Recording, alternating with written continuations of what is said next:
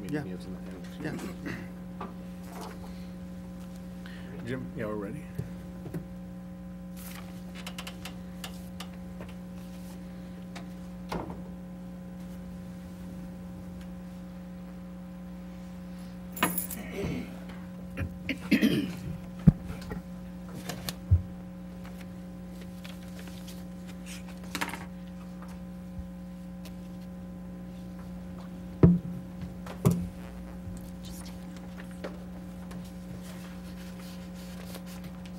Okay. Right, the time is now 9:30. I'm gonna open this meeting. Today is June 8th, 2018, and this is a collective bargaining meeting between the City of Alice and the IAFF, Local 4102, to discuss terms and conditions of the collective bargaining labor agreement. With us today on the firefighter, the IAF side, is Mr. Rafael Torres, lead negotiator. We also have Mr. Mark Hill, Mr. Cody Scheibel, and Mr. Rafael Salinas. On behalf of the city, we have our lead negotiator, Mr. Rick Novato. We have myself, Michael Esparza, Diana Lopez, and B. Moreno. And this is the second meeting on May the 10th. We had our first meeting where the IAFF Local 4102 presented their requests on this collective bargaining agreement. We have since reviewed those, and we will be presenting our draft on what we would like to see on this agreement. Thank you. Mr. Novato? So as Mr. Esparza said, we received the proposal from the association at the last meeting, had several meetings around it, have taken that and come up with a new draft of the new proposed agreement, which is comprehensive, and have tendered that back to you as a response to your proposal as well as the city's proposal in terms of what kind of a contract they would like to see. And so I think the best way to do that is to just walk you through the articles and the document that we gave you today. And I've tried to underline everything that's clearly new and different. I'm not going to sit here and tell you that I got it all exactly right. We've been kind of juggling a lot of different things, and so it's possible that some of those. But I mean, the purpose of giving you a document is so that you can, check it and bring to our attention any kind of errors or typos or things that get left out. But I have tried to underline those areas where some significant changes are in play, and so that we can discuss them. So basically, we're still in Article 1. We still have the Articles 1 and 2 are the same. We still are recognizing the Local 4102 as the, exclusive bargaining agent for the firefighters. The Article 3 successor and assigned language is pretty much the same. Authority in the term is pretty much the same, but we are proposing in Section 3 a 2-year contract from October 1 of 2018 through September 30th. The current contract has a open-ended evergreen clause, which basically says that if there's no new agreement, then the existing agreement, recycles and triggers and continues to go. So that's an open-ended evergreen clause. The city does want to get away from that and have instead a 1 year, one additional year, an evergreen year, but then have an actual final termination date of the contract. So the actual contract term is 2, with the possibility of reopening for negotiations in the 3rd year, but if there is no agreement or if there's an impasse, then the evergreen year would kick in and the contract would go for 3 years. I have a question on that. Sure. And that whole, Eric. So we've, the association's been here, and I guess your law firm, Rick's been here in the past.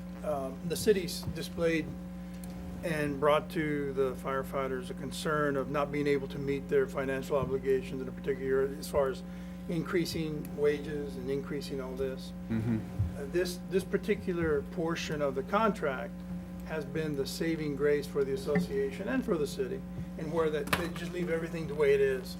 The proposals that we proposed over a month ago were minor in the sense that, you know, they're trying to move forward with not having pay raises for how long, guys? 3 years, 2 years? 4 years. So, I'm just curious as to why the city wants to do away with the evergreen that perpetually continues the contract whenever the city can't give a pay raise and the union's not gonna push it, and they leave it like that and they work with the city. Why is the city wanting to do away with that clause, to take away that safety for the firefighters and their contract? Well, the evergreen clause, and I think that the existing contract, let me see, actually is in an evergreen phase right now.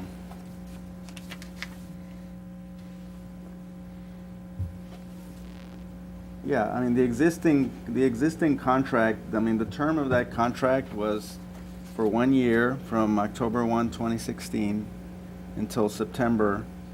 And so we're in an evergreen phase right now.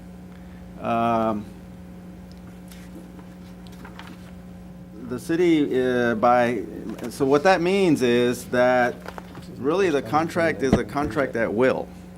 I mean, a contract that is in an evergreen mode is a contract that can be terminated at any time by either party under Texas law.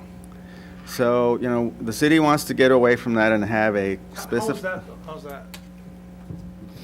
That's the law on open-ended evergreen clauses. When has that been tested and what's the? It's been tested in a number of cities and there's some case law on it. And The it's only been one I know tested of- in Brownsville and, The only one I know of out of a district court in Corpus a long time ago, but it's not published. well, So I is mean, that, is that the intent of the city of Atlas, is to push it to that type of action and try and get some sort of legal action with them or something? well, the intention is that the contract is in an evergreen phase, which means that either party can terminate. I'm just telling you that. Whether the city is going to do that or not, I don't know. That decision has not been made. Okay? But the city does want to have a specific contract term. We want a specific contract term with a limited evergreen provision, so that the city can revisit this contract, you know, within those terms. Current language.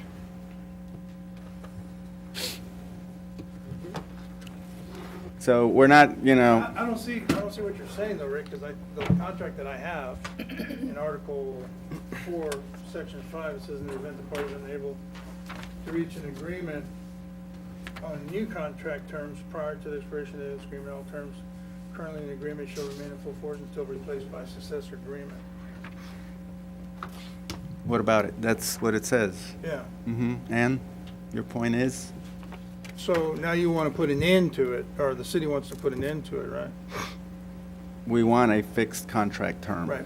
So my question is, I kind of glanced through here and there's a lot of takeaways that the city's doing. And I'll have some more questions directly for the city to answer in regards to why and where. But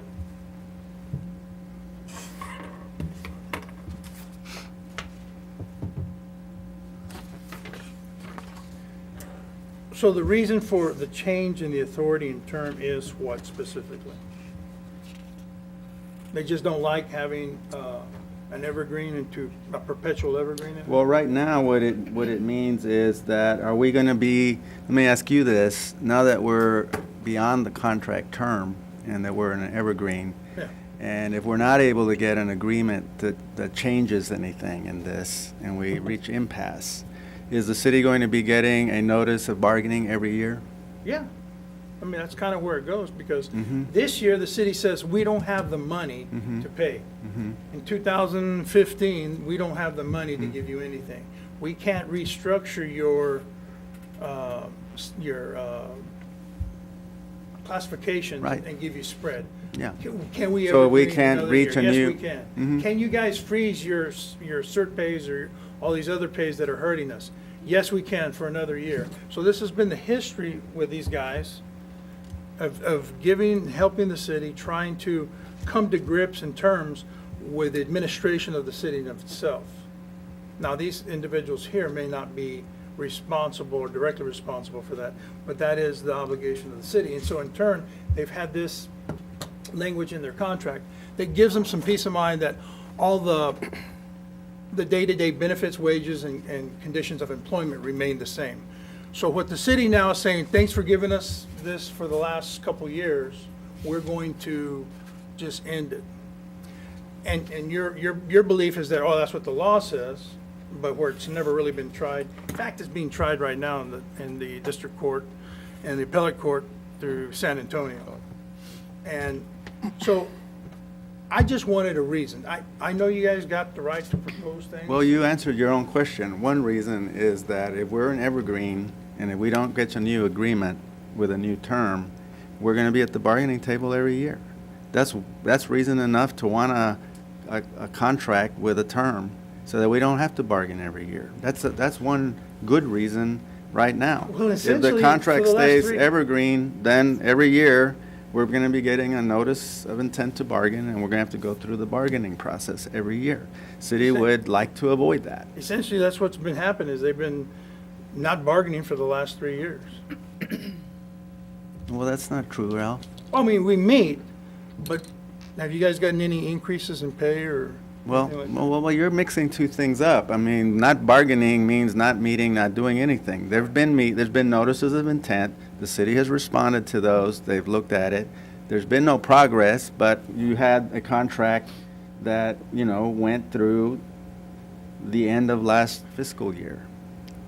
And then nothing was accomplished after that, so now we're in an evergreen phase. And we're going to be in an evergreen phase. If we don't get a new deal here, we're going to be in an evergreen phase and going to be bargaining every year.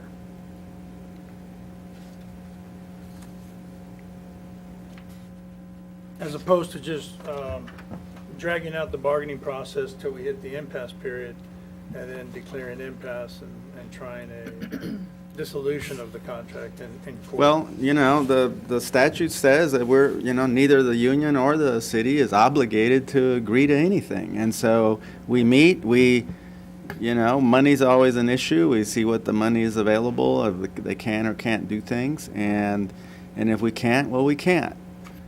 And Money's it goes been the to issue for the impasse. last I 3 mean, years. it's just as easily, if you want to fault anybody, fault both sides for not being able to get a deal. Well, money's been Yeah. the issue the last 3 years. And the firefighters have been willing to work with the city on that. I mean, Diane, am I wrong? That the guys worked with the city to try I and, think we've worked together Yeah, collectively exactly, toward a right. common goal. right. So they've bargained and they've come out with a contract that kind of works. No, last year there was bargaining, a very limited effort, because there was no money, and the contract lapsed and went to Evergreen. Cody, what was the outcome of the last bargain you guys did? As far as, we pretty much gave up.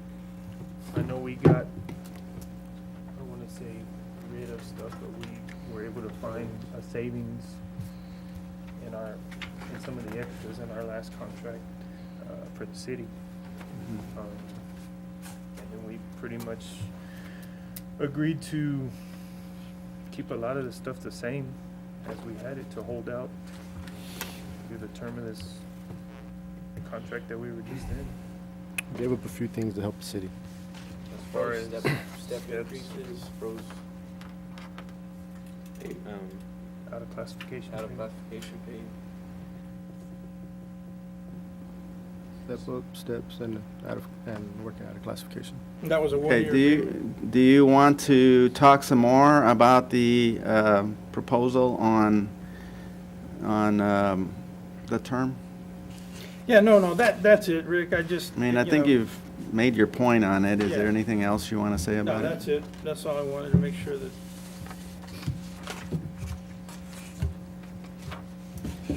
All right. Article 5 stays the same. Article 6 stays the same. Article 7, association business stays the same. Payroll deduction of dues stays the same. Article 9, we have some additional discussion there about utilization of volunteers at a fire scene if needed. We'd like to give the chief the option of being able to pull on those people if he needs to. They would be only called upon if there's a need at a specific incident or event, and they would be under the supervision of the classified service. Hiring process article stays the same. Whoa, you kind of glazed over that. So right now, why is the city needing that? Because right now, the language is pretty straightforward, follows the law. Nobody that's not hired in compliance with 143 is working on the fire department or at a fire scene. That's right, and we're not hiring anybody that hasn't gone through the civil service process. Right. Okay. So if we agreed to this, why is the city wanting volunteers now instead of hiring more capable? Save money.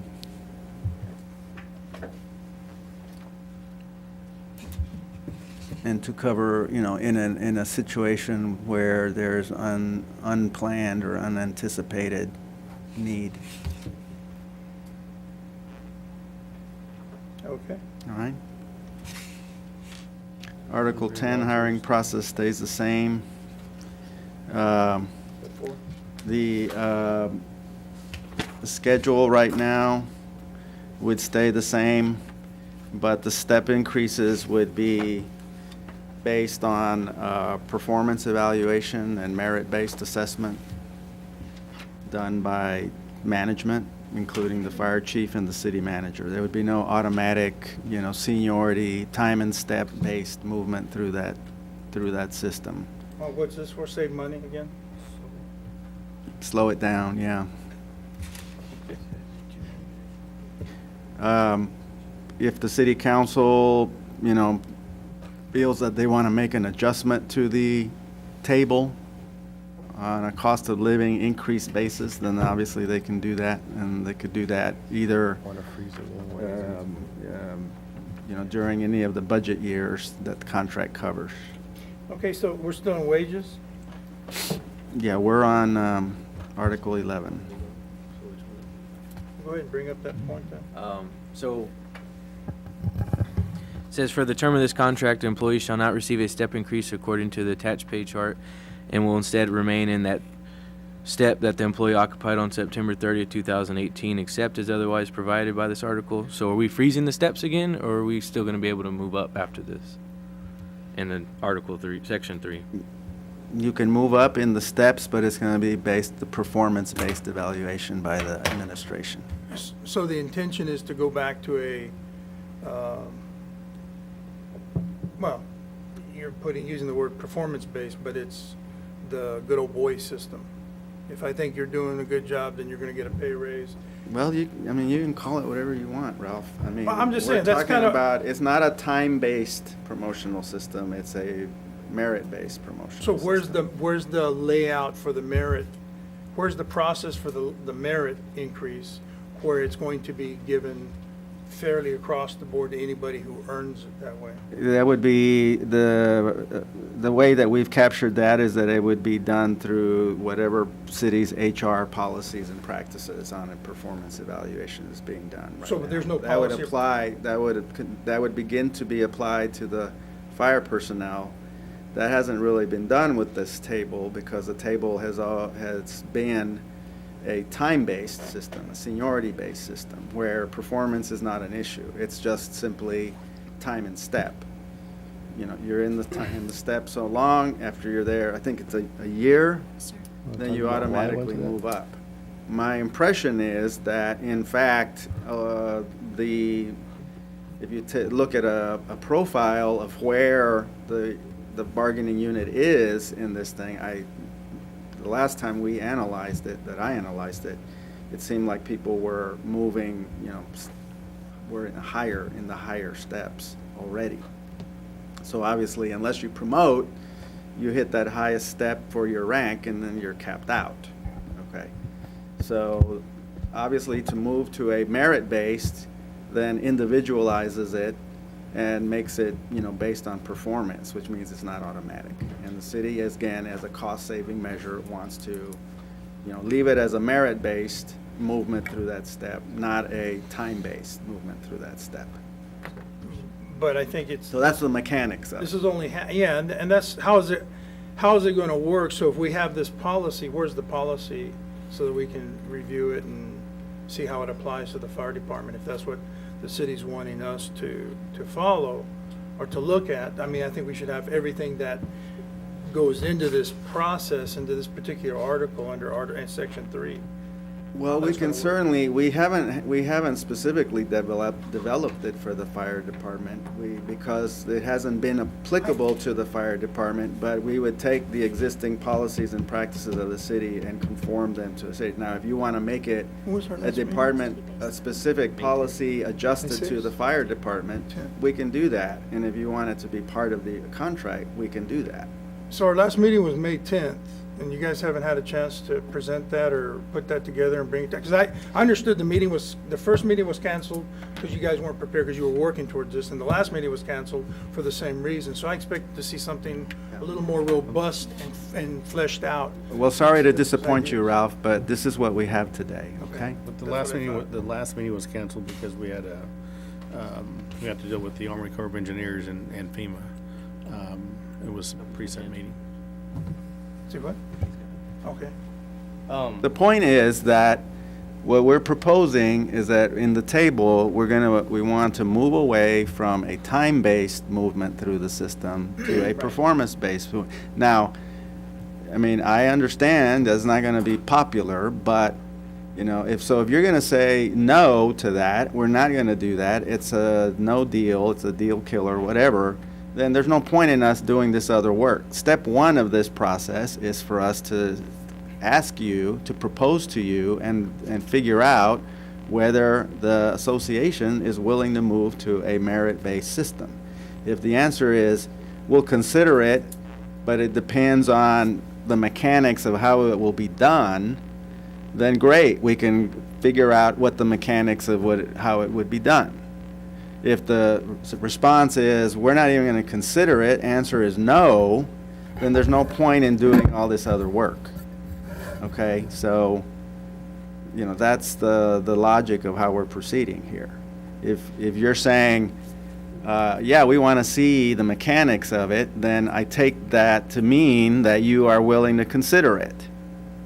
So you tell me, are you willing to consider it, or do you need to caucus with your team so we can get an answer to Without that a question? process, it's really hard to consider whether we'd be willing to do it. Well, I need to know, It would be, I need to know conceptually well, conceptually. whether it the would be- move it'd from be time-based to impossible. merit-based is going to work for y'all. It would be impossible for us to make a decision like that based on some sort of idea without seeing how that idea No, is it's gonna not, work. Ralph. No, it's It is. not. You're making this more complicated than Okay. it is. It's not impossible. Go to your next topic you want to talk about.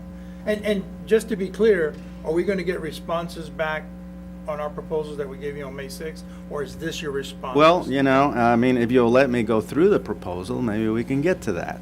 But if you want to latch on to one article and make speeches about it, then it's going to be hard. Okay.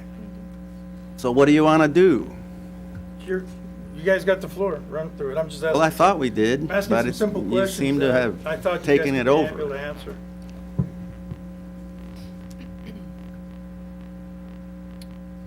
On the economic relief clause, we're proposing moving that to 1%.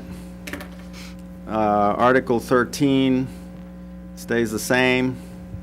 In certification, so on Article 14, which are the ad pays, we've made some reconfigurations of that. And let me make sure I'm getting the right. So on so we bust that up into 3 sections. Certification pays for holding a TCFP certificate. Education pays for holding a degree. And then assignment pays. So on certification pays, the figures would be TCFP certificate. You need proof of having the certificate on file, and it would be, based on the status of having the certificate, not an assignment or anything like that. And so that would be 50, 100, and 150 respectively. Those are the numbers that you guys have proposed. So to partially answer your question, that's in response to one of your proposals. On the education pay, the associate's degree would be 50, 100, and 150. And I don't remember, did they have a proposal on that? Same Is that numbers. what it was? Okay, so that's responsive to your proposal. Now, of those two, we're saying that as between cert pay and ed pay, you get one or the other. You get the highest one of whatever you have. You don't get both. On the instructor and fire inspector assignments, those assignment pays, the pay would be 25, 50, 75, and 150 for the fire The inspector. change was what y'all requested on the fire inspector to be 150 from 25. So again, that's responsive to one of the proposals that you all gave us. And so we put that all in one. That's a substantial rewrite of that article. And so the first two turn on, a status, and then the last one turns on having that assignment, being given that assignment by the chief. Any questions on that?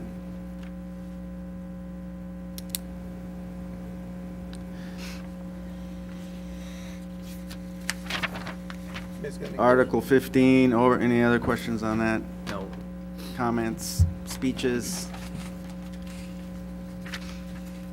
Article 15, overtime stays the same. Holidays, okay, let me talk about holidays. So, Before you jump to holidays, uh-huh. what happened to Article 16? Is that just a misnomer? Yeah, that's a that's just a. Actually, the current contract is missing 16. Right, that's what I'm saying, what just happened, misnumber it? Yeah, that's a misnomer. We'll have to correct that. I hadn't noticed that before. Right, that's what I'm saying. That should have self-corrected. I wonder what happened I don't know. there. Yeah, okay, anyway, yeah, there's no 16. So on 17,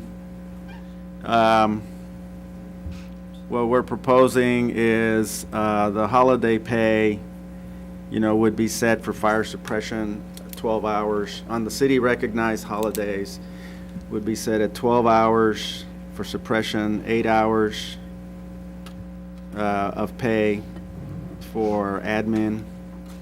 That pay would be paid regardless of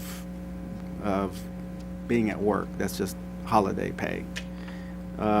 Section 4 would be premium holiday pay for the hours worked, and that's a separate pay, and that's for having to work during a holiday period. Now, what did we do on the time of when that works? Are we sticking with the midnight?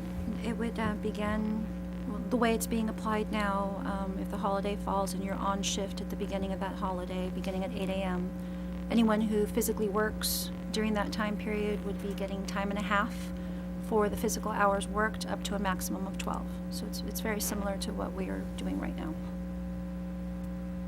So, but you have to be at work. You have to physically be working. Okay, so let me walk through that. So if you're scheduled to work and your schedule falls on a holiday, you're gonna get holiday pay, and then for the hours that you work up to 12, you would get time and a half. Premium pay, yes, sir. Okay. Now, if you're not scheduled to work Right. and you don't work in the holiday, all you get is the holiday pay. Correct. Right. Now, if you're not scheduled to work and you're called in to fill a slot, then you get your holiday pay and you get time and a half for the unscheduled hours that you work, whether or not FLSA would otherwise obligate you to pay it. Correct.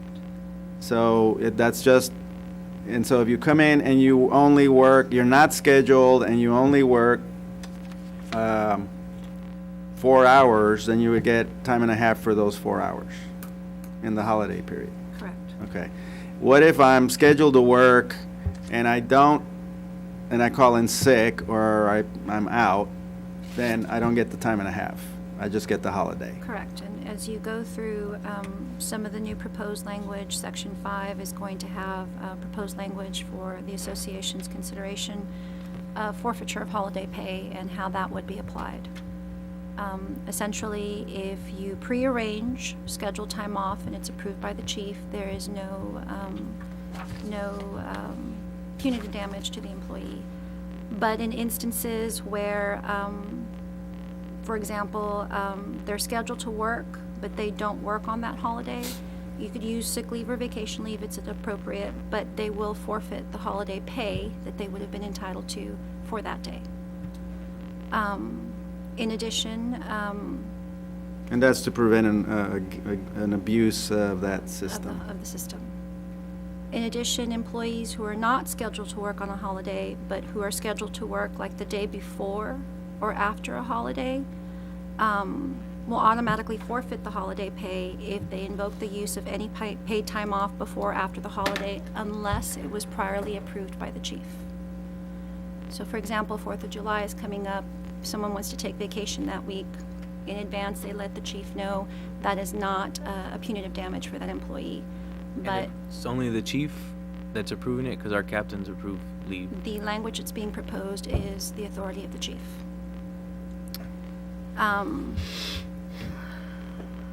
You do have in D an appeal in the event that you feel that your holiday, for whatever reason, wasn't applied or you're not happy with the chief's decision.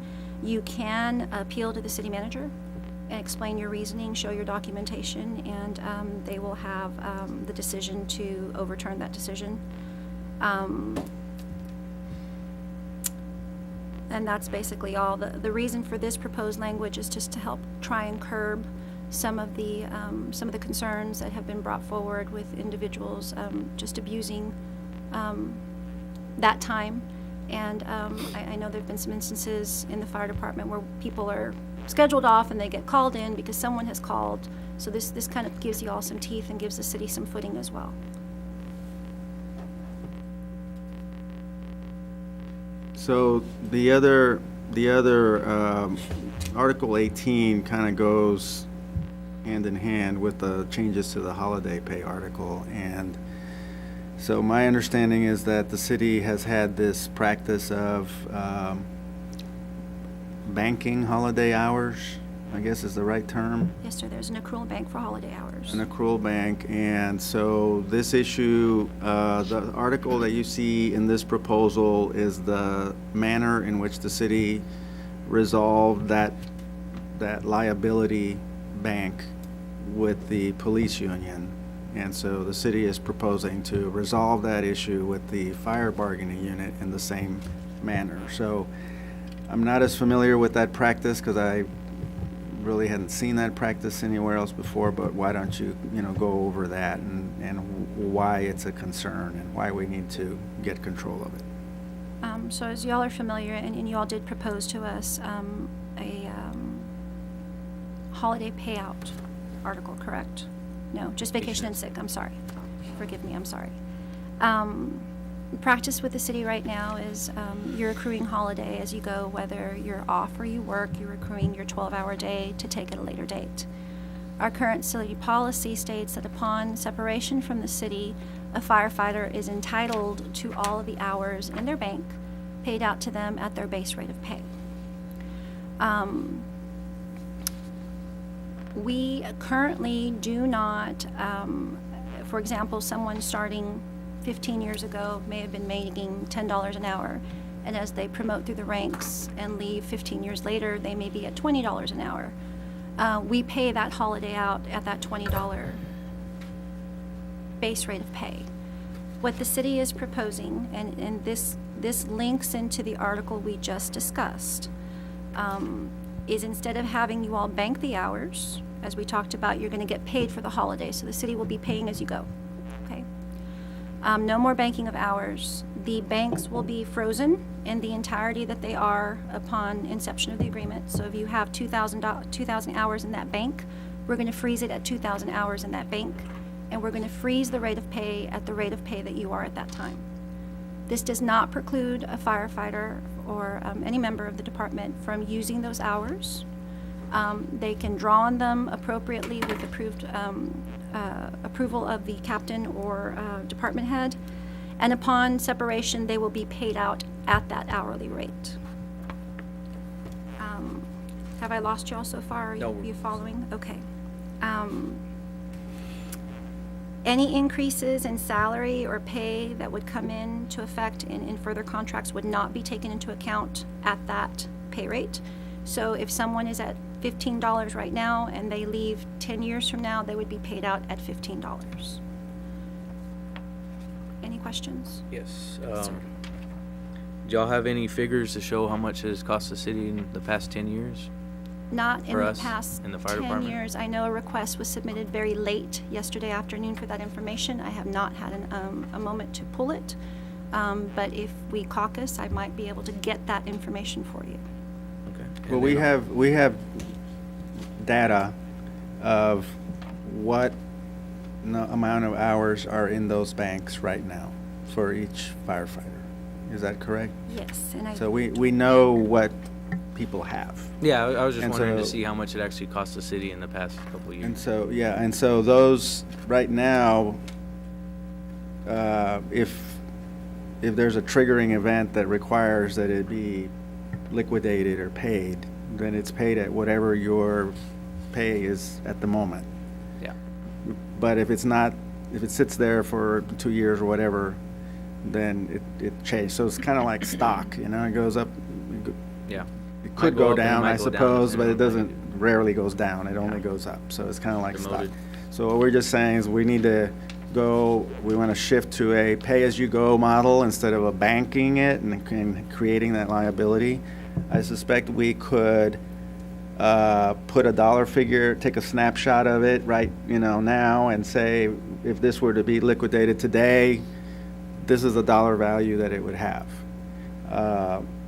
And so this is an exercise that was already done with the police bargaining unit.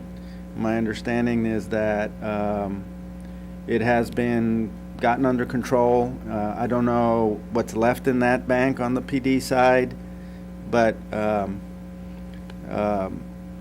it has accomplished the purpose of moving to a pay-as-you-go model instead of having this bank of, accruing and increasing liability. And so that's one of the reasons we would like to implement that same control, on the banked hours and move to a pay-as-you-go. That's why these two articles are really linked to each other. And to make sure you guys completely comprehend how the holiday pay article would work. And I'm going to talk timesheet language, because I'm sure that's going through your head right now. How are we going to do this since you're used to seeing those pay codes?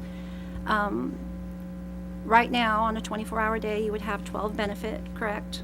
And if you worked 12 premium at time and a half. You would have, if you worked the holiday, the 12 premium at time and a half, and you would have 12 of regular, but instead of banking the accrual, you would get paid for that holiday. So it's a pay-as-you-go method. The firefighters actually, instead of taking it at a later date, is seeing the impact right then and there, and it's less exposure for the city as the banks continue to grow. Got it? Mhm. Okay. And then the other question, you said the PD got rid of it, and Yes, that sir. was PD 2 contracts ago, correct? It was, More than that. I wanna say- 2015? No, sir, it was first go-round, maybe, it might have been fiscal year 15. implementation with fiscal year 15. And that was after they got their seniority pay and pay raises and everything in that contract, I I believe. don't quite remember. It was the first round of negotiation, but it has been in I thought it play was for closer some to time. 2011 or so. No, But what they no. did was they moved, they had a similar pay schedule like y'all have, and we moved away from that and split it to where they have a rank and base pay And matrix. seniority based pay. And then they have a separate seniority table. And so everybody's on the same page in terms of the seniority, because the seniority is counted from date of hire. And they get it And annually, correct? Without any performance evaluations? that seniority table is not performance-based. Okay. Okay. Now, we did, and I don't remember if you were there or not, but I know. we did try to do the same with y'all. Yes, We and then- tried to come up with a base, what I call a classic civil service model, which is a base pay model based on rank, and then a seniority table based on time from date of hire. We ran into a snag because of the way the payroll system worked. I mean, I think you all even were seriously considering letting us do that. It was just a question of what those numbers needed to be, and we were making some progress. But we ran into a snag when we started looking at how that was going to be deployed in the existing payroll system. And I think we kind of decided that it was going to create more problems than it solved. And so we stepped back from it. Okay, we did step away from it. I don't know where we are today, whether we have the same problem. But our preference, would be to have a similar model, a base pay and then a seniority model, as opposed to this combined pay matrix. Because we think it's a little more, it's just fairer to everybody. It's very clear who gets what and how it applies. But to answer your question, yes, that is a time in the system seniority model. And then the only thing that remains to be negotiated there is, well, what the numbers need to be. But it's very, very straightforward, it's very clear about where people are, and everybody knows exactly. And it does eliminate that concern about favoritism in terms of how you move through the seniority steps.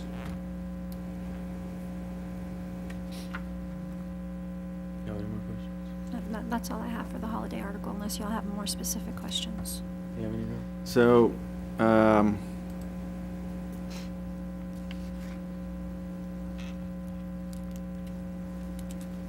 Now, is that something y'all would want to go to, or?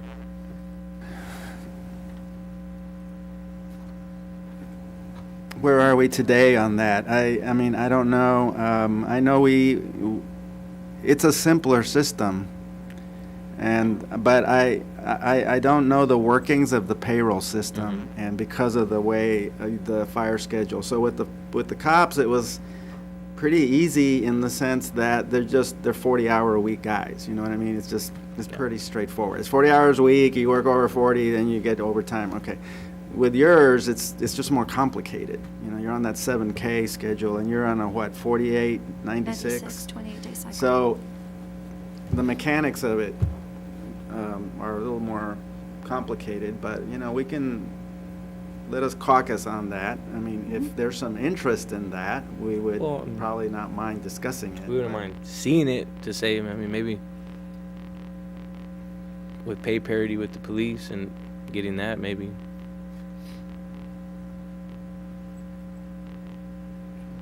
See, the difficulty is always the fact that you've got your work shift is 2 days. And then you're doing 48, right? You're doing Yeah. back to back.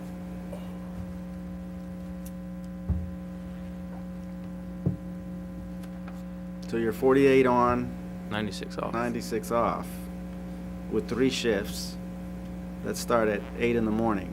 Mhm. So you're on at 8 to 8, 48 hours, and then you're off for 96 hours, 4 days. 96, how many days is that? 4 days. 4 days? 4 calendar So days. I don't know, I mean, so and so that, when we were looking at it before, that wasn't the shift that you had a slightly 24, different- 48. But I do remember that we ran into, when we started looking at how it would be, how the payroll system would handle it, we had some concerns about it. I don't have any more. Is there interest in, We're willing to look a at it, split especially system? if the numbers are good enough. I know pay parity is one big item with the PD. Mhm. Let us caucus about that one and Okay, no problem. talk some more. So moving on through the proposal, Article 21, funeral leave is being called, Oh, you have a Skip section 19 3. and 20. huh? Sick and vacation. You also have Article 18, section 3. Well, those are the same, sick, You've added some language to it. Oh, I'm sorry. Yes, section 3 of Article 18.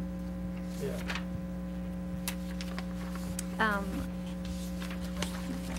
How did you want to cover? You want me to, Section 3 of Article 18? sir?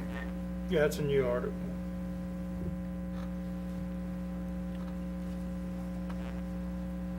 Essentially what I it's thought saying that's the is- one that you just explained. I just didn't explain section 3. Essentially, Okay. what it's saying is that the city reserves the right to, if at any time we want to reduce the liability that's there for the city with these banks, we reserve the right to liquidate the hours either in whole or in part, something that would be financially conducive to the city. And there's also language proposed, or by scheduling time off for employees, for you all to be able to apply the hours. They would do that. They would pay. That's what- Yeah, I mean, Section 3 is basically just saying, if the council says, what does that accrual look like? You know, what is the value of that now? What is it? And then they say, well, can we, you know, we got some money, can we pay it out? Can we reduce it? Can we pay it down? This basically gives us the opportunity to do that, And either with through the payment or scheduling. scheduling time off for employees and applying these hours as paid time off, is that you're making us take time, or we're taking vacation and you're saying you're gonna take holiday? No, well, this is your time. It's- so Well, I know, can but be that's what it paid says, as or money or by, time. the city reserves the right and authority to manage and reduce their accrued holiday. And then at the bottom it says, or by scheduling time off for employees. So is the city making us take time off? Yes, Okay. it could.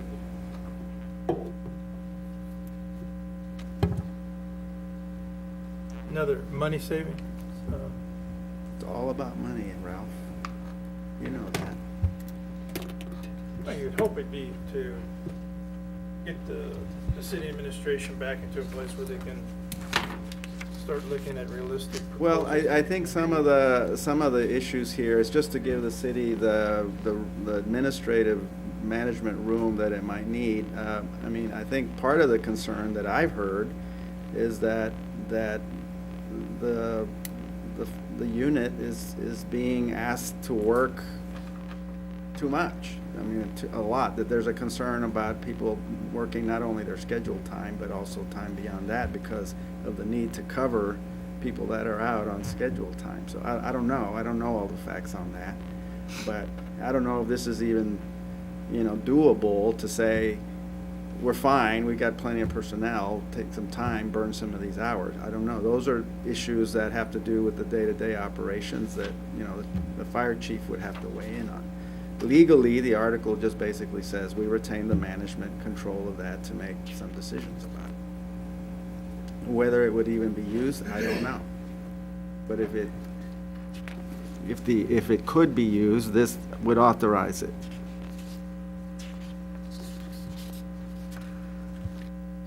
So the big change You- in holidays is just giving management the right to reduce it and do away with it, or force an individual to take time off if they had the staffing or whatever. If they have the staffing. Yeah, so in other words, I mean, I've It seen, gives, instead of the employee having the right to manage his holiday bank, he or she's being, if they agree to that language, it'd be giving the city the authority to manage that bank. well, the employee doesn't have the sole exclusive right to manage their holiday bank right now. I mean, they have to, even if they have their own hours, they still have to coordinate with management about when those are gonna be taken and under what conditions. So, Well, we also want to have the option of paying them out if we do have extra funds, to be able to pay them out too. So it's not just about scheduling time off, it's about being able to offer that payment for those banked hours. yeah, that's a liability the city is carrying right now. And so it's just making it clear that if the city can pay that off and reduce that liability.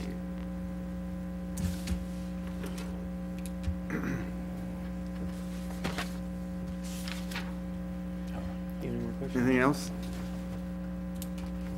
Article 19 and 20, I believe, read the same as what they've been. Added language, sections 2 and both.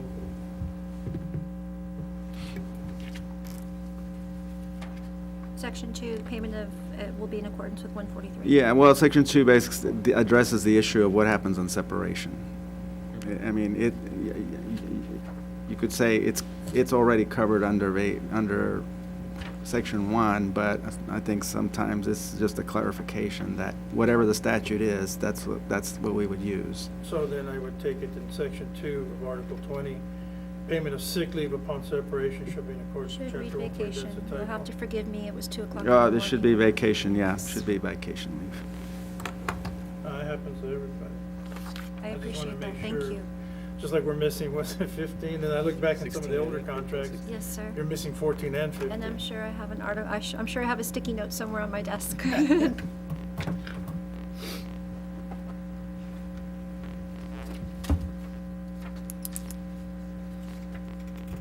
Yeah, I made that correction here. Thank you.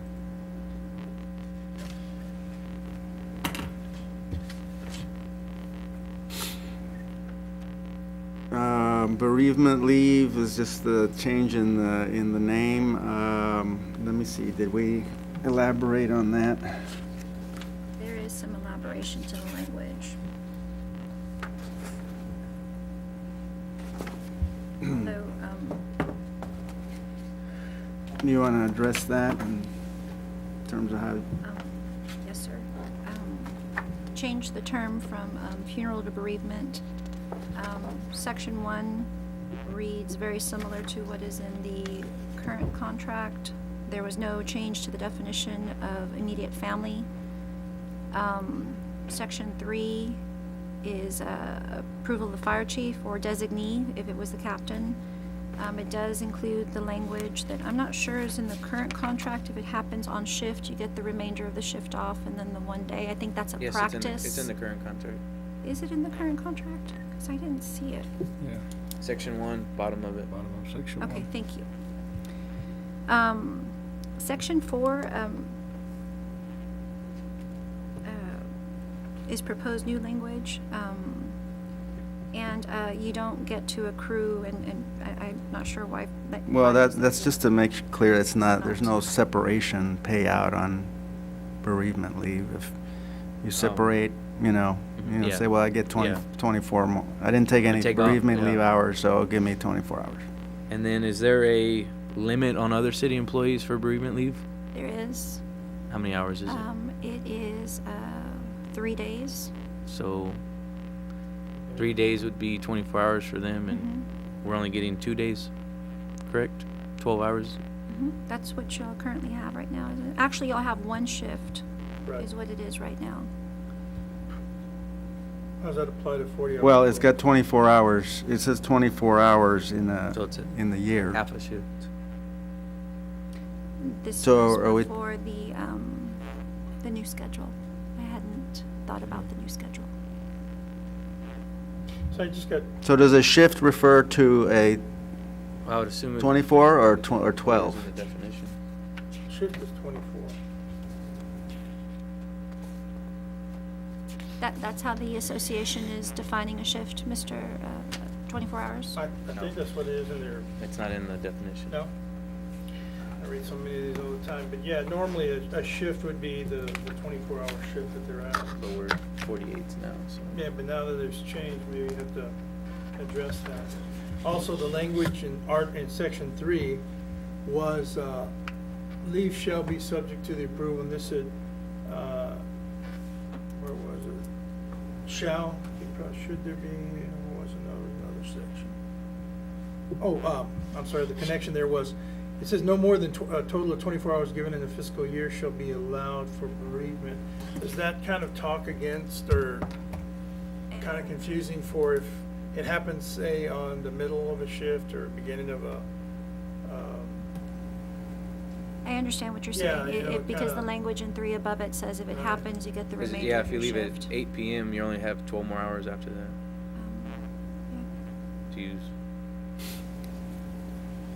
What do you want to do? My understanding was that you wanted to match the civilians at 24 hours. Well, that would. A year. Shifts, or if we're doing So it just, the civil logistics. service days, it'd be 36 hours. Huh? If we were doing civil service days, it'd be 36 hours if we're matching the civilians. Because they get 3 days off. Well, it depends on how you want to talk about it, you know. If you want to say days, you know, a day for a civilian is not a day for a suppression. So that's why it's always better to talk about hours Civil service 12 and not Yeah. days or shifts, because then there's confusion. Well, that's what I'm saying, is it, So my understanding was we were wanting to do, the reason it says 24 is to, civilians get 24 hours. but 24 that's hours 3 total freaking per days for year. them, and they only- So Gentlemen, the mechanics of how it gets applied is gonna vary depending on the circumstance.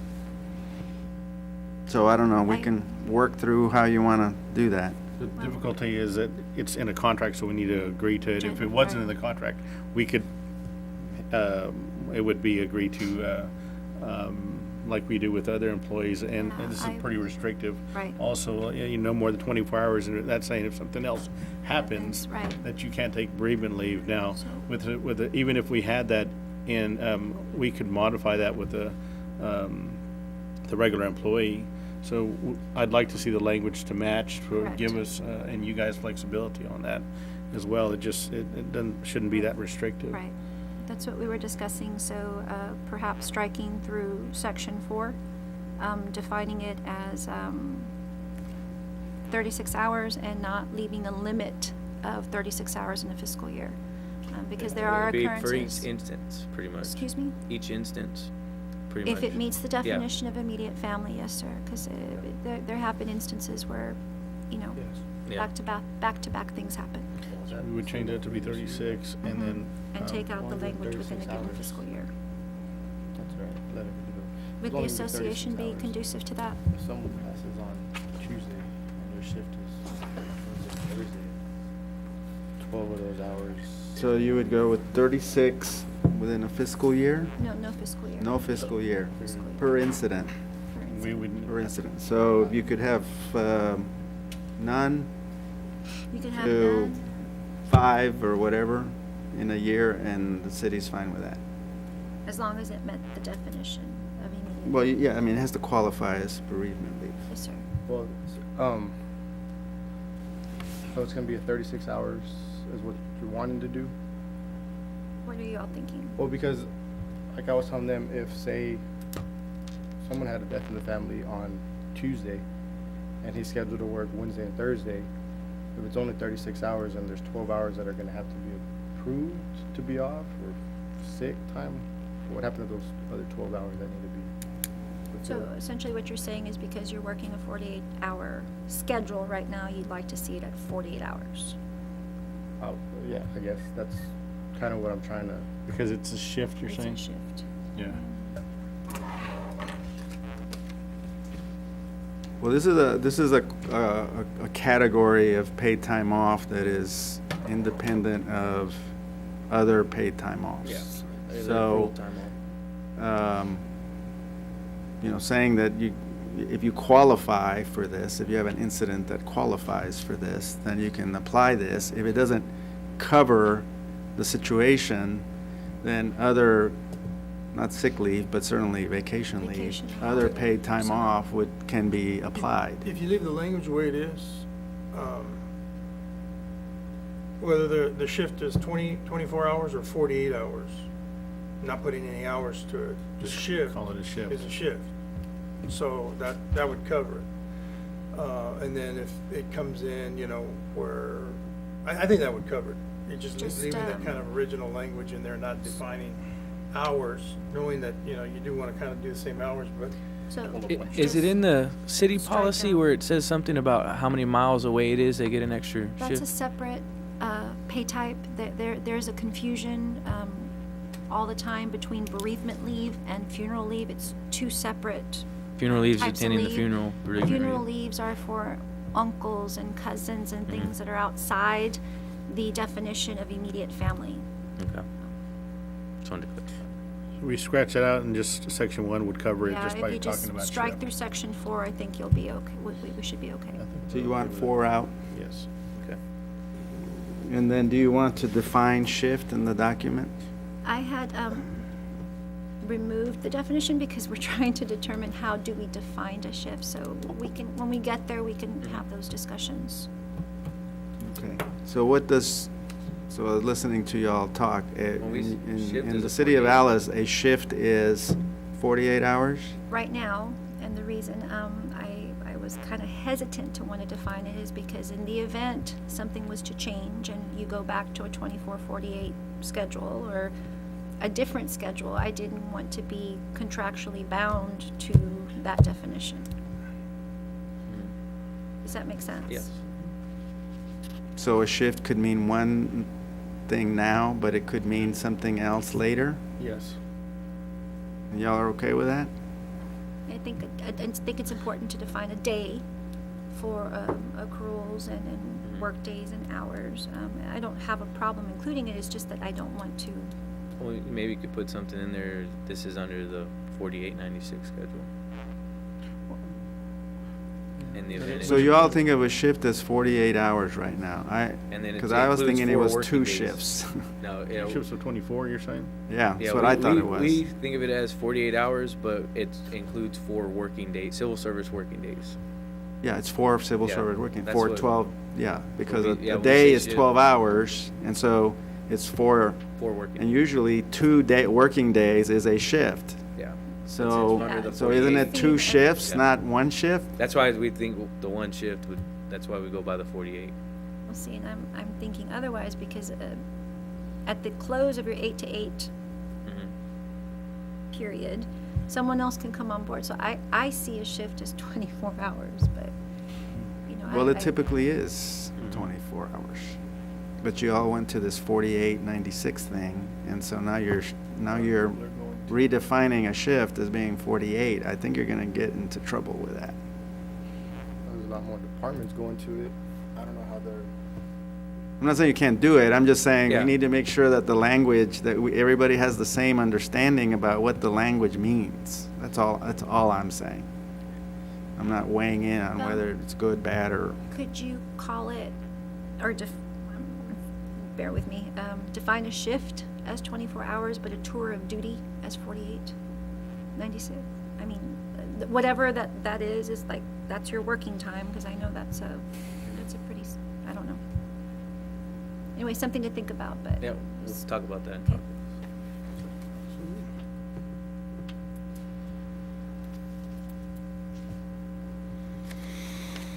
Okay.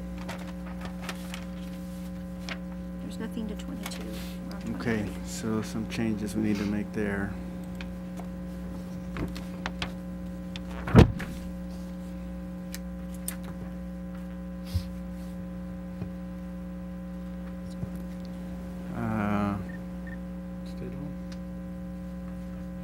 Okay, 23, fitness requirements. I mean, and this is really a restatement of what the civil service statute says right now. It incorporates the requirement that if there's a question arises about fitness for duty, then the procedures under 081 can be used. What Section 2 does that's a little bit different is it just says that the city, in conjunction with the association, can come up and recommend some fitness for duty criteria that can be presented to the Civil Service Commission that can then be adopted, by them to set standards. And that's just to set fitness criteria and standards. And that's something that the Civil Service Commission can do right now. Most Civil Service Commissions, usually in the absence of some one side or the other promoting something, really aren't going to just go do that job. And so that's why the idea here is that the parties work together to come up with something in there. So that's the extent of what the article does. It doesn't impose any disabilities or requirements that or change anything that isn't already basically the law, but it just clarifies it a little more directly. Under that section you guys have now in your contract, it says the city shall establish a committee compromise representative. Has that been done? No, I think we tried one time, but it just happened to fall through. I believe that language has been in the contract since the inception of the contract in 08 Because I know we or had tried something. a couple years ago, but it didn't work out. I think it's discussions that the city has had as well as the association and a common goal that we do collectively would like to see something. The concerns are that it not be punitive, that it not be held against anyone, it be incentivized. So we're just trying to clean it up. If we can do it, we can do it. And if we need to set the criteria, we take it to the commission. I think in other words, there's been some efforts to try to come up with something jointly, but that's not been successful. So the change here is basically, if we're going to do something like that, let's get it in front of a Civil Service Commission, which has some authority to take material provided by the parties and come up with something joint. I remember when we talked about this language originally, permissive language like may, or being used here again. Yeah, may was there, but the not so permissive, the mandatory language of shall was where it was, where it shall be the responsibility of each firefighter.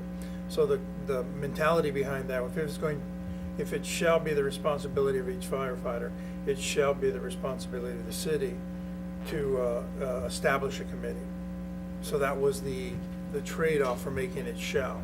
So if you want to make it may, I think we make both words permissive in that regard, just what I would offer. Because that was the intent initially, is to make, if it's going to be mandatorily, and just with, the word, if it's going to be mandatorily shall, then it should be shall in both. You're- From 1 to 2? From 1 to 2 is what you're saying? Well, yeah, and I'm just looking at the original language as well, so, that's what I'm going off of in my comments, is that in section 1 of the original language, it says, comma, the city shall establish a committee comprised of representatives, blah, blah, blah, blah, blah. Then in section 2 of the old language, it says it shall be the responsibility of each firefighter and officer to maintain. So in your new language, you've used, it shall be the responsibility of each firefighter, pretty much like section 2. And then in section 2 of your new language, which is kind of section 1 of the old language, it talks about fitness standard, blah, blah, blah, comma, the city may establish a committee compromise of representatives. So there's no mandate for the city to establish this committee, but there was a mandate for the city, or for the firefighters to be responsible for their fitness.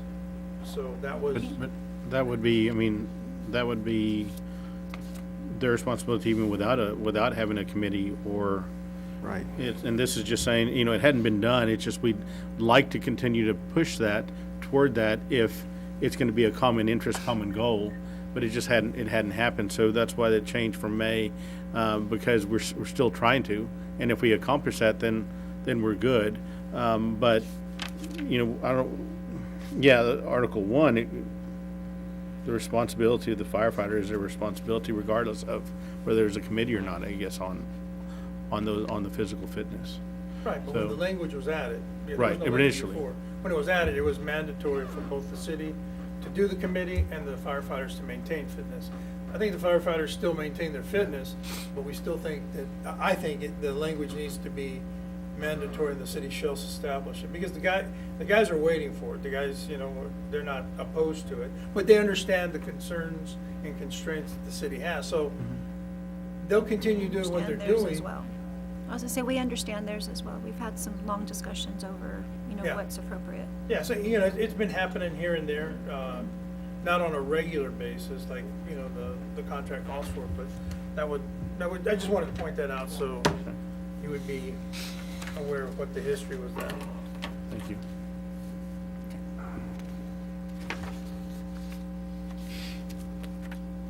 And the language also does currently reflect no punitive action will be assessed during the term of this agreement for firefighters or officers not in compliance. So the language that you're proposing does away with that. Well, if we go through an 081 process, okay, and at any one of those steps in the process, a healthcare provider determines that the firefighter is not fit for duty, then there could be adverse personnel actions. So, if we're gonna go under 081, it does imply that, if you want an article that says, it doesn't matter what happens in the 081 process, nobody will suffer any consequences, it really defeats the whole purpose of having 081. Actually, the purpose of physical fitness requirements is the first step into implementing a wellness fitness initiative for the department as a whole, which is a compilation of not only the firefighter fitness, but it also includes respiratory health, immunization health, and other types of screenings like that. Cancer is a big part of that now. That's what the physical fitness section requires. What you did with language change is you're trying to intertwine those 081, which I think sits separately, and Diana, you and I have been to this recently. And that's a standalone element when it's not addressed in the contract, and that's worked already pretty Well, I well. don't think that's what 081 is about at all, Ralph. I mean, the city certainly can do that. The city can certainly adopt those, but 081 for civil service personnel, both fire and police, is If there's a question, implies that this is a profession that has certain minimum fitness requirements to do the job, and there has to be a mechanism by which, when there's concerns or questions that arise, that those can be vetted. That's what it is. Now, if the city wants to, as a policy, say, we want a fitness requirement, that's fine. That's fine. That's great. I mean, to support, the city invests a lot of money in its civilian, civil service personnel. So yeah, there are good reasons to do that, so that people don't. But in a worst-case scenario, 081 is about that you need people fit to be able to perform the functions of the job. And if they can't do it, then they lose the qualification to do that job. absent any It's like case law losing that- your license, Absent any case law in that regard, I don't want to argue, but it's triggered by if there's a question of It fitness for is. duty. I don't deny that. Okay, so those are two different processes from what the firefighters in Article 22 originally, physical fitness requirements, has comprised to 081 fitness for duty Well, jobs. okay, yeah, I think you're putting a spin on it that doesn't have, but. I'm just telling you where it came from. And I can show you countless of other contracts that have physical fitness requirements, and they're based on the Wellness Fitness Initiative that came out of the International Association of Fire Chiefs and International Association of Firefighters work groups. And that's continuously. They didn't come out of 081. 081 is, you're entitled to your opinion, but 081 is when there's a question whether a firefighter can physically do the job. Then the chief has a right to do that. So is he gonna 081 the whole department? He could. But he or she's going to have to prove what the deficit is and what that triggering device is. And so, you go before a panel of commissioners.